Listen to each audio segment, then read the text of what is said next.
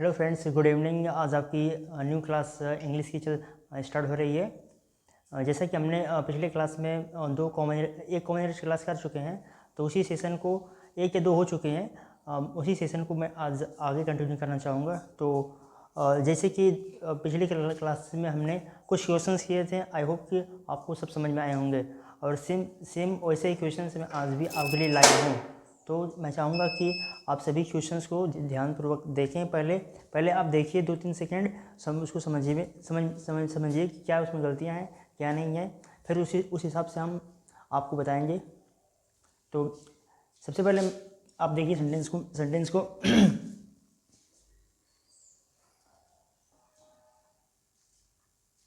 यदि आप सेंटेंस को देख चुके हो या पढ़ चुके हैं तो मैं थोड़ा सा बताना चाहूँगा इसको पढ़ करके।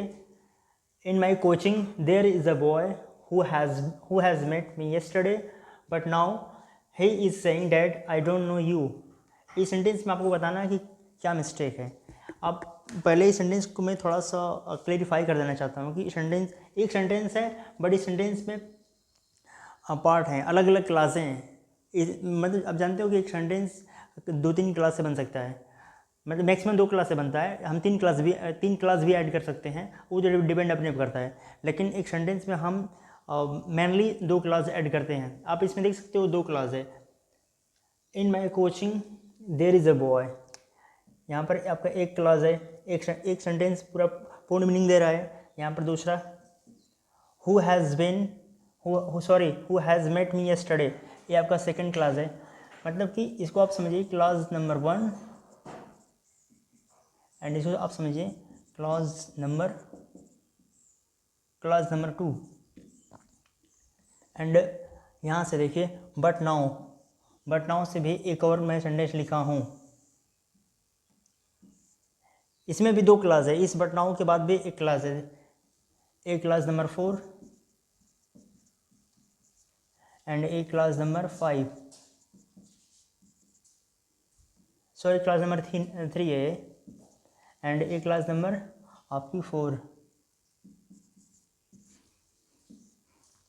तो सबसे पहले हम सभी सेंटेंस की आप जानते हो कि एक सेंटेंस को क्लास बनने के लिए उसमें सब्जेक्ट चाहिए, फाइनाइट वर्ब चाहिए। उस हिसाब से हम देखते हैं कि क्या सेंटेंस में फाइनाइट वर्ब और उसके लिए जो प्रयोग किया गया है सब्जेक्ट, वो पूर्ण है कि नहीं है। तो पहला सेंटेंस देखते हैं हम। इन माई कोचिंग, ये आपका प्रीपोजिशनल फ्रेज है पूरा। ये आपको हम बोल सकते हैं ये आपका प्रीपोजिशनल फ्रेज है। मैं बोल रहा हूँ, अगर भले से आपको छोटा लग रहा है तो आप नोट कर लीजिएगा, मैं बोल रहा हूँ। लेकिन इसको प्रीपोजिशनल फ्रेज, जो ये फ्रेज इन माई कोचिंग है, इसी जो आगे लिखा गया सेंटेंस है देयर इज़ अ बॉय, इसी का पार्ट है ये। तो इस सेंटेंस में आप देख सकते हो यहाँ पर इस बॉय के लिए प्रयोग की गई है। इन्हें हम नहीं बोल सकते हैं कि यहाँ पर देयर का प्रयोग इस के लिए किया गया नहीं, बल्कि ये आपका जो वर्ब है जो आपका सब्जेक्ट बॉय है, बॉय जो आपका सब्जेक्ट यहाँ पर है दिया गया है, इसके अनुसार हम लिखे हैं इस वर्ब को। ये आपकी वर्ब है इस सेंटेंस में, ये आपके यहाँ पे सब्जेक्ट है। और जो आपका ये देयर होता है, इसको हम बोलते हैं इंट्रोडक्टरी प्रोनाउन बोलते हैं इसको, इंट्रोडक्टरी।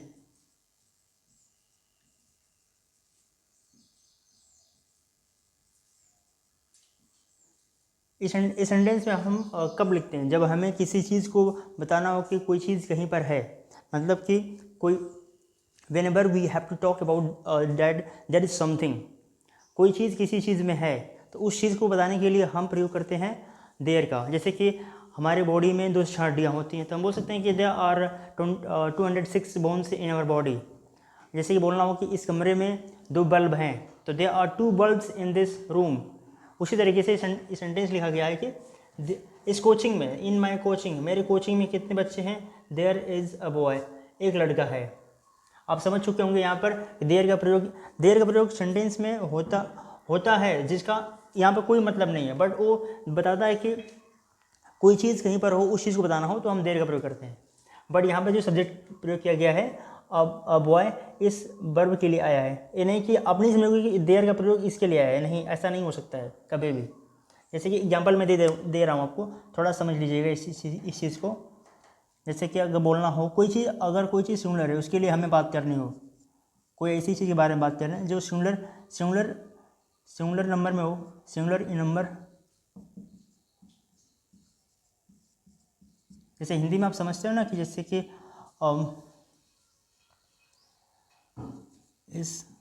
इस कॉलेज में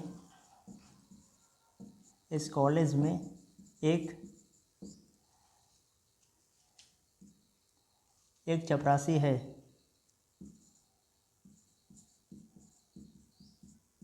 मैं आपको इस सेंटेंस में जितने भी पार्ट लिखे गए हैं सबके बारे में समझाऊंगा।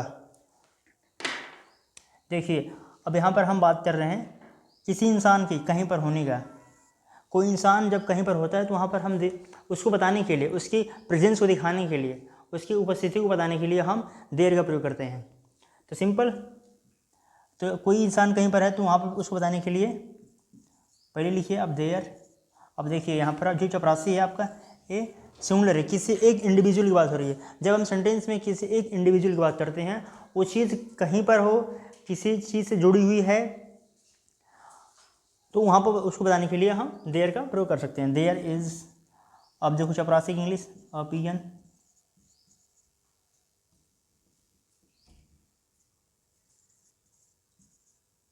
There is a peon, there is a peon. अब कहाँ पर है? इस कॉलेज में, इन दिस कॉलेज, COLLEGE। वैसे अगर आपका ये आपका सब्जेक्ट जो है, जो आपका जिसके बारे में बात करते हैं वो आपका सब्जेक्ट होता है। अगर हमें सेंटेंस में पता करना हो सब्जेक्ट क्या है, तो इस सेंटेंस में अगर हमें पता करना हो कि सब्जेक्ट क्या है, तो हम कौन से या क्या सब्जेक्ट से प्रश्न करने पे जो उत्तर मिलेगा उसको हम बोलते हैं सब्जेक्ट। देखिए जैसे कि इस कमरे में चपरासी है, कौन है इस कमरे में, तो आंसर हम क्या आंसर मिल रहा है हमको? चपरासी। तो चपरासी ऑटोमेटिक बन गया सब्जेक्ट। तो उसी के अनुसार हम वर्ब को डिसाइड करेंगे। अगर आपकी वर्ब सिंगुलर है तो इज आएगा, जैसा कि आपने देख सकते हो। एंड आपकी यही वर्ब अगर प्लूरल है तो वहाँ पर आर आ जाएगा। मान लीजिए कि मोर देन, कोई भी चीज़ अगर मोर देन 2 होती है तो उसके लिए हम आर का प्रयोग करते हैं। जैसे अगर बोलना हो कि ह्यूमन बॉडी में जो 6 हड्डियाँ होती हैं, तो बोल सकते हो कि there are 206 bones in a human body.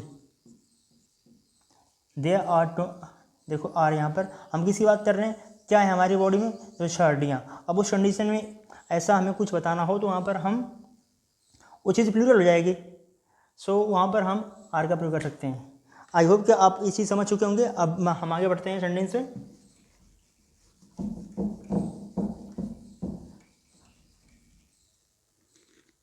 देखिए आगे, अभी इसी के बारे में, देयर इज़ अ बॉय, अब इसी को हम क्लेरिफाई कर दिए हैं।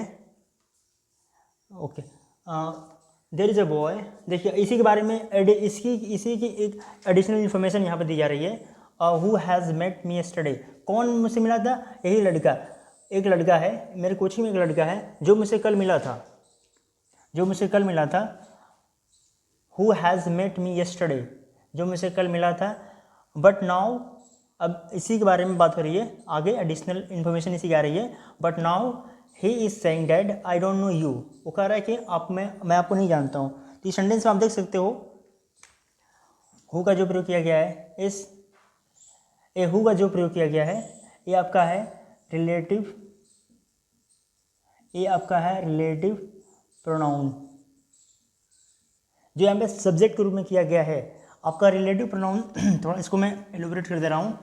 जो आपके रिलेटिव प्रोनाउन होते हैं, रिलेटिव प्रोनाउन, आगे इससे संबंधित मैं क्वेश्चन आपको पढ़ाऊँगा, दूंगा। जो आपके रिलेटिव प्रोनाउन होते हैं वो सेंटेंस में बनते हैं सब्जेक्ट और बनते हैं ऑब्जेक्ट। सेंटेंस में आपके बनते हैं सब्जेक्ट और ऑब्जेक्ट। जैसे रिलेटिव प्रोनाउन आपको मैं पिछले क्लास में बताया था, हु, विच,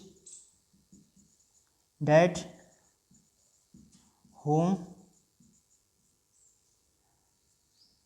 सी, और भी। देखिए रिलेटिव प्रोनाउन जो आपके होते हैं ये सब्जेक्ट काम करते हैं। अगर इनका प्रयोग, अगर इनके अनुसार अगर हमें अगर इनकी हम जानते हैं कि ये बनते हैं सब्जेक्ट, आपके बनते हैं सब्जेक्ट, लेकिन हमें अगर इनके बाद हमें कोई हेल्पिंग वर्ब लिखनी है तो इससे पहले आई वे एंटीसीडेंट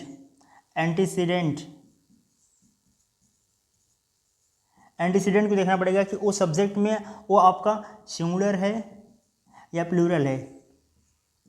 रिलेटिव प्रोनाउन जो बनते हैं सब्जेक्ट, जो बनते हैं, जो रिलेटिव प्रोनाउन होते हैं, जो काम करते हैं सब्जेक्ट का, अगर वो किसी सेंटेंस में, आप देख सकते हैं यहाँ पे देखिए जो हु का प्रयोग किया गया है, ये आपका रिलेटिव प्रोनाउन है जो इस हु के लिए आया है। तो सेंटेंस में हम इसके अनुसार नहीं, बल्कि हम सेंटेंस में इसका एंटीसीडेंट जो अबवा है इसके अनुसार यहाँ पर हैज़ लिखा गया है। ये नहीं कि हम इसके अनुसार नहीं बोल सकते हैं। सेंटेंस में हु का जो प्रयोग किया, ये आपका रिलेटिव प्रोनाउन है जो सब्जेक्ट या ऑब्जेक्ट बनता है। सिंपल, ये आपका सब्जेक्ट है, बट ये इस सेंटेंस में ये डिसाइड नहीं करेगा कि ये आपका यहाँ पर जो हैज़ का प्रयोग किया गया है इसके अनुसार नहीं, बल्कि इस बॉय के अनुसार आया है। देखिए, एक मैं थोड़ा सा एग्जाम्पल लेके समझा दे रहा हूँ, आप देख लीजिएगा इसी चीज़ को। मैं आपको एक सेंटेंस में जितने पार्ट लिखे होंगे सब बताऊंगा, बट आपको थोड़ा सा पेशेंस रखना है और समझना है। जैसे कि इधर देखिए, I know a few boys who are very sensible।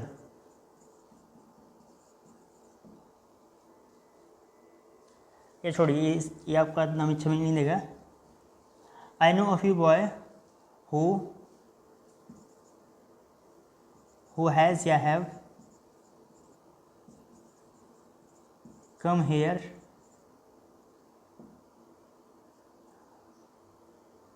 now। देखिए यहाँ पर इस सेंटेंस में देखिए, एक I know a boy, I know a few boys, इस सेंटेंस में देखिए ये आपका सब्जेक्ट है, आई आपका सब्जेक्ट है, एंड नो आपका वर्ब है, एंड अ फ्यू बॉयज इस वर्ब का ऑब्जेक्ट है। अब इसे देखिए, अब अगला सेंटेंस आपका है हु हैज़ या हैव कम हियर नाउ। इस सेंटेंस में आप देख सकते हैं, आप इस सेंटेंस में देखिए, इसमें देखिए आप यहाँ पर जो हु का प्रयोग किया गया है ये आपका रिलेटिव प्रोनाउन है। अब इससे पहले मैं एक वर्ड लिखा हूँ अ फ्यू बॉयज़, ये जो ऑब्जेक्ट है इस सेंटेंस जो पहला भाग का जो सेंटेंस है, जो पहला पार्ट का जो सेंटेंस है, इस सेंटेंस में जो आपका ऑब्जेक्ट आपका है अ बॉयज़, इस हु के बाद जो प्रयोग किया जाएगा सब्जेक्ट, सॉरी जो हेल्पिंग वर्ब प्रयोग की जाएगी, जैसे हेल्पिंग वर्ब आप देख सकते हो हैज़ एंड हैव, हु के बाद ये आपका हु क्या है, रिलेटिव प्रोनाउन है। अब जो वर्ब इसके अनुसार नहीं आएगी, इसके अनुसार नहीं, बल्कि जो वर्ब आएगी इस एंटीसीडेंट जो रिलेटिव प्रोनाउन का है इसके अनुसार आएगी। तो मुझको अब वॉइस प्लूरल होता है, तो अब इसके अनुसार आप वर्ब हैव लिखोगे। ये नहीं कि हम हैज़ कर दें तो सही हो जाएगा, नहीं, आपको देखना पड़ेगा कि इस सेंटेंस में आपका एंटीसीडेंट प्लूरल है या सिंगुलर है, उस अनुसार आपको यूज करना पड़ेगा। एक और सेंटेंस मैं समझा रहा हूँ, I know that girl who is are speaking to him। So देखिए, I know that girl who is are speaking to him। I know एक सेंटेंस हो गया आपका, सॉरी यहाँ तक आई नो डैट गर्ल एक सेंटेंस हो गया, एंड ये आपका एक सेंटेंस, इसमें एक सेंटेंस है, इसमें दो क्लॉज है। एक क्लॉज नंबर ये आपकी जो आई नो डैट गर्ल है, ये आपकी है मेन क्लॉज, एंड ये आपकी है यहाँ से प्रिंसिपल सबऑर्डिनेट क्लॉज। ये आपकी सबऑर्डिनेट क्लॉज है। आपको पता होना चाहिए कि जो रिलेटिव प्रोनाउन होते हैं ना, वो उनसे जिस सेंटेंस की शुरुआत रिलेटिव प्रोनाउन से होती है वो आपके बनते हैं सबऑर्डिनेट क्लॉज। जैसे आप देख सकते हो हु आपका ए रिलेटिव प्रोनाउन है जो बनाता है एक सबऑर्डिनेट क्लास को। अब देखिए इस रिपोर्ट इस जो आपका लिखा गया है, जो आपका सेंटेंस में लिखा गया है ए रिलेटिव प्रोनाउन, इसका एंटीसीडेंट आपका डेड गर्ल है। डेड गर्ल क्या है, सिंगुलर, तो इसलिए हम आर का नहीं बल्कि इसका प्रयोग करेंगे। आई होप कि ये सेंटेंस आपको समझ में आ गया होगा।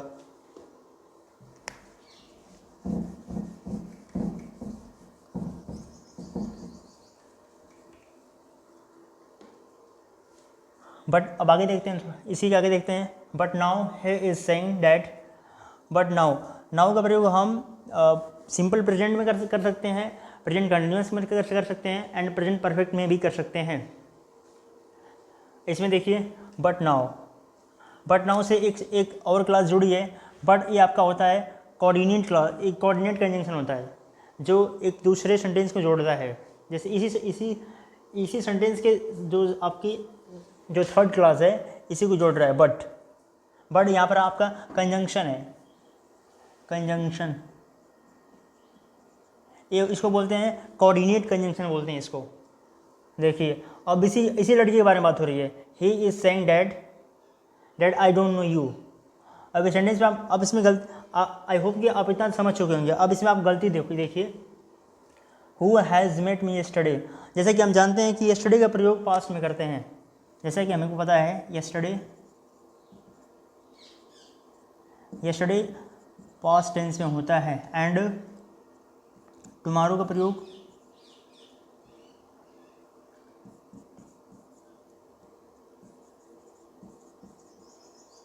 ये फ्यूचर में होता है, एंड इसी सेंस में हम टुडे का प्रयोग प्रेजेंट में करते हैं। जो ये बेसिक चीज़ें सभी को पता होती हैं। अब देखिए सेंटेंस में, आप सेंटेंस में देखिए इसमें who has met me yesterday, ये जो यस्टरडे आपका है ये शो करता है पास्ट को शो करता है। अगर किसी सेंटेंस में यस्टरडे लिखा गया है तो शो करेगा पास्ट को। तो ये देखो आप यहाँ पर लिखिए हैज़ किसकी होती हैं, हेल्पिंग वर्ब या मेन वर्ब, हैज़ या हैव, ये आपकी शो करती हैं प्रेजेंट को। यदि सेंटेंस में एडवर्ब कोई अगर समय को शो कर रहा है, समय को मतलब कि यस्टरडे टाइम को बता रहा है कि नहीं, टाइम को बताने वाला है, तो टाइम के अनुसार हम टेंस को चेंज करते हैं। आपको पता टेंस का प्रयोग होता है, हम टाइम के अनुसार ही करते हैं। तो यस्टरडे का प्रयोग किया गया है, यस्टरडे का प्रयोग हम करते हैं पास्ट में। तो यहाँ पर सेंटेंस आपका है प्रेजेंट में, जो इसलिए यहाँ पर हैज़ लिखना गलत हो जाएगा, बल्कि आप इसको कर दो, सिंपल काट दो, ये आपका बन जाएगा पास्ट। तो हम पास्ट के एक सिंपल सेंटेंस में हम यस्टरडे का प्रयोग कर सकते हैं। जैसे कि ही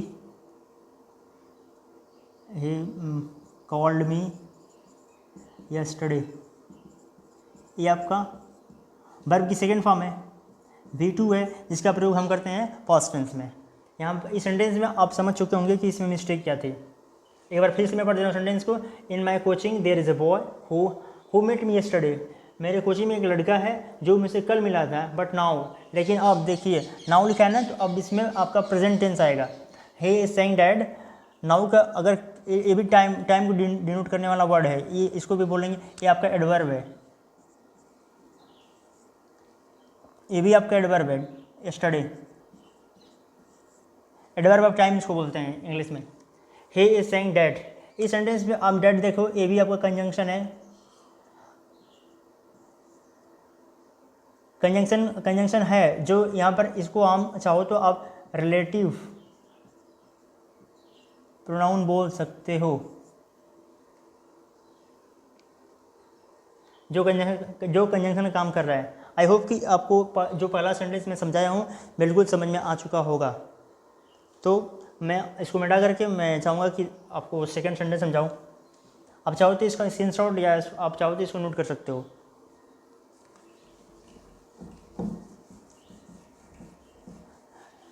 क्वेश्चंस इजी हैं, लेकिन थोड़ा सा आपको समझना पड़ेगा, बहुत डिफ़िकल्ट चीज़ नहीं है। आप थोड़ा ध्यान दोगे तो इसको अच्छे से कर लोगे। आई होप कि आपको हर एक सेंटेंस, हर एक वर्ड जो मैं समझा रहा हूँ समझ में आ रहा होगा। यदि आपको क्लासेस अच्छी लग रही हैं, चीज़ें समझ में आ रही हैं तो प्लीज़ लाइक करिएगा, कमेंट करिएगा एंड अपने दोस्तों में शेयर करिएगा, जो हमारे लिए हेल्पफुल होगी। तो मैं आपको आज का सेकंड सेंटेंस समझाना चाहूँगा।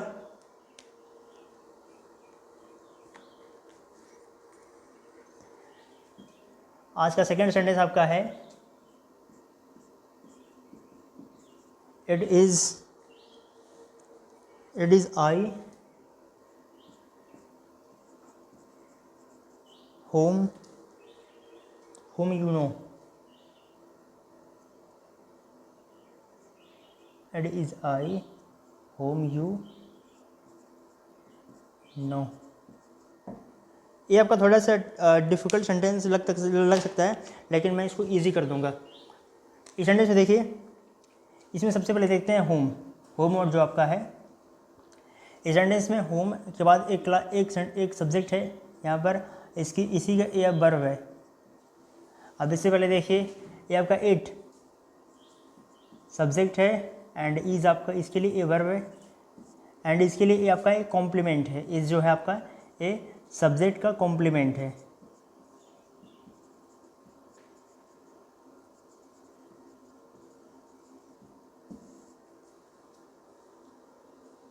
Okay, it is I home you no. इस सेंटेंस में बताना कि मिस्टेक क्या है, simple.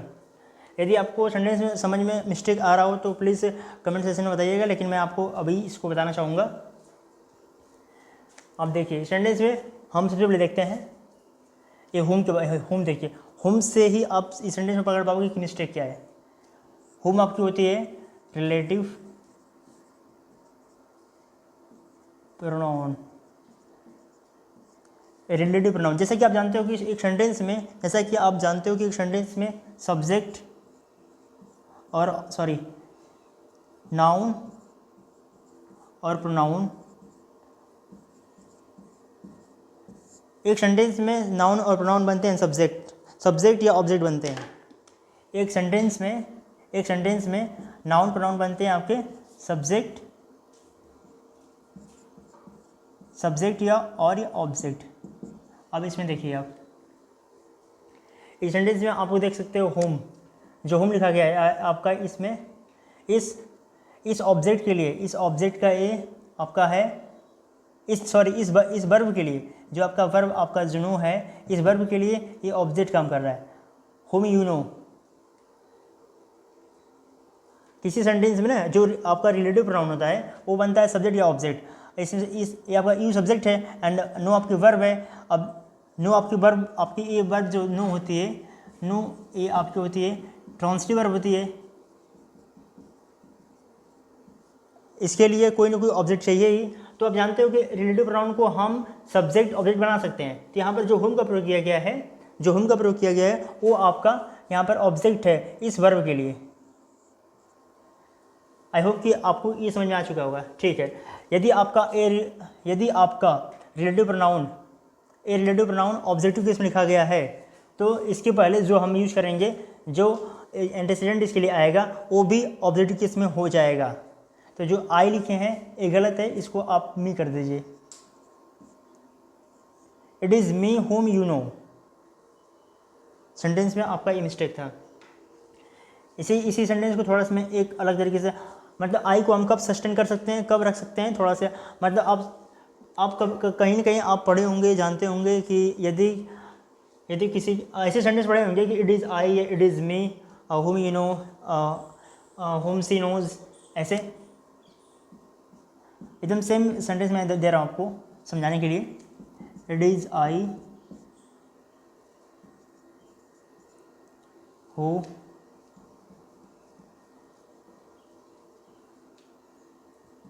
who is your best friend।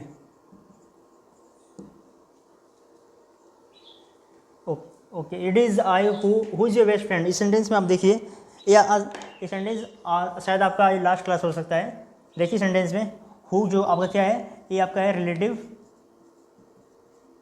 Pronoun. अब देखिए ये कौन से केस में लिखा गया है, ये आपका है सब्जेक्टिव केस में, है ना। अब इसके पहले हम जो प्रयोग किए हैं एंटीसीडेंट आई, ये आपका सब्जेक्टिव केस में है तो ये आपका सही है। अगर यहीं पर मैं लिख दूँ मी तो हो जाएगा गलत।